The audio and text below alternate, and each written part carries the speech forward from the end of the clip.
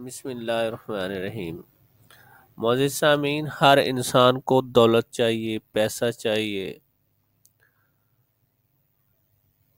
ضروریات زندگی پوری کرنے کے لیے پیسے کے بغیر گزارا نہیں ہے۔ اگر آپ چاہتے ہیں کہ آپ دولت کے ہاتھوں مجبور نہ ہوں بلکہ دولت آپ کی دیوانی ہو، پیسہ آپ پہ عاشق ہو، آپ کی اولادیں سکون کی زندگی گزارے، آپ بھی اپنی زندگی بڑے سکون سے گزارے، تو یہ آج کا یہ وظیفہ آپ کی زندگی کے لیے ایک تیر بہدف ہے۔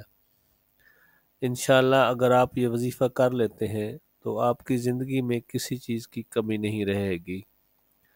تو بڑھتے ہیں آگے وظیفے کی طرف۔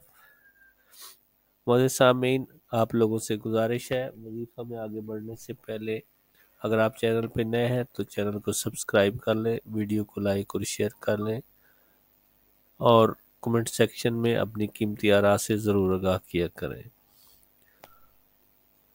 معزز سامعین، آپ نے سب سے پہلے درود شریف پڑھنا ہے، 3 دفعہ درود شریف پڑھنا ہے، کوئی بھی درود شریف پڑھ سکتے ہیں، اور درود شریف پڑھنے کے بعد سورہ مزمل کو ایک بار پڑھ لینا ہے، صبح شام ایک بار۔ اور جب آپ نے سورہ مزمل کی اس آیت پہ پہنچنا ہے، اِنَّ لَكَ فِي النَّهَارِ سَبْحًا طَوِيلًا، تو اس کو 101 دفعہ پڑھنا ہے۔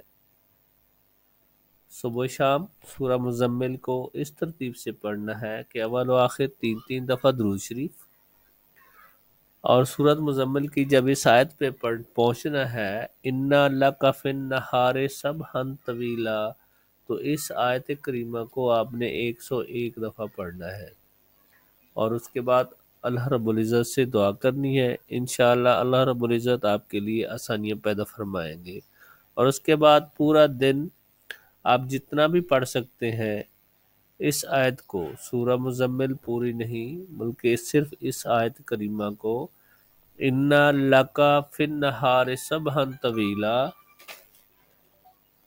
اس کو آپ نے مسلسل وظیفے میں رکھنا ہے، کتنا آپ پڑھ سکتے ہیں۔ اللہ رب العزت آپ کا حامی و ناصر ہو۔ انشاءاللہ اس وظیفے کے بعد آپ بندہ ناچیز کو دعائیں دیں گے، اللہ رب العزت آپ کی زندگی میں جتنی مشکلات ہیں ان کو آسانیوں میں بدل دیں گے۔ السلام علیکم ورحمۃ اللہ وبرکاتہ۔